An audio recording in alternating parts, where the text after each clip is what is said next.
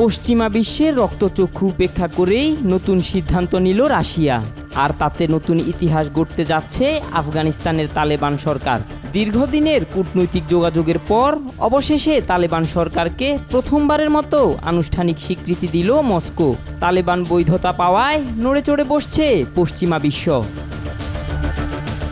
তালেবান সরকারের ক্ষমতায় আসার প্রায় ৩ বছর পর এই স্বীকৃতি আন্তর্জাতিক অঙ্গনে নতুন কূটনৈতিক মেরুকরণের আভাস দিচ্ছে বলে মনে করছেন বিশ্লেষকেরা।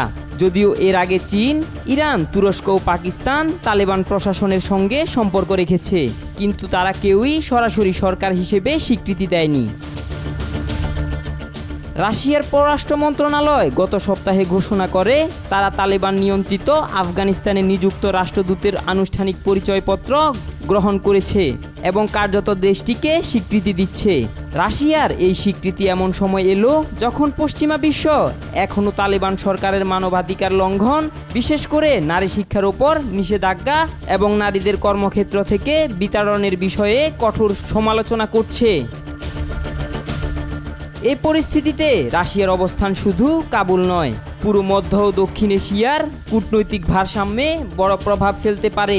আন্তর্জাতিক বিশ্লেষকরা বলছেন, আফগানিস্তানে মার্কিন যুক্তরাষ্ট্রের প্রভাব কমে যাওয়ার পর তালেবানকে কাছে টানতে চীন ও রাশিয়া দুই পরাশক্তি সক্রিয় ছিল।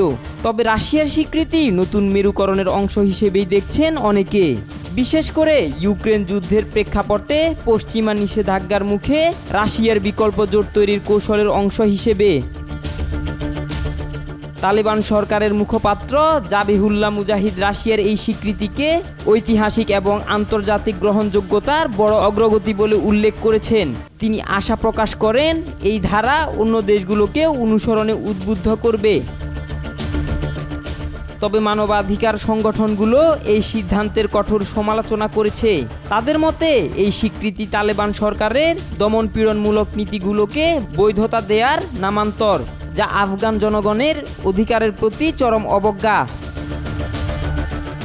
বিশেষজ্ঞদের মতে এই স্বীকৃতি এখন শুধু দুই দেশের মধ্যকার কূটনৈতিক সম্পর্ক নয়, বরং দক্ষিণ এশিয়ায় রাশিয়ার নতুন ভূরাজনৈতিক কৌশলের অংশ, যা সামনের দিনে আরও স্পষ্ট হবে। তবে এটি একই সঙ্গে পশ্চিমা বিশ্ব ও জাতিসংঘের জন্য এক নতুন চ্যালেঞ্জও বটে। আব্দুল্লাহ আল নোমান, আজকাল।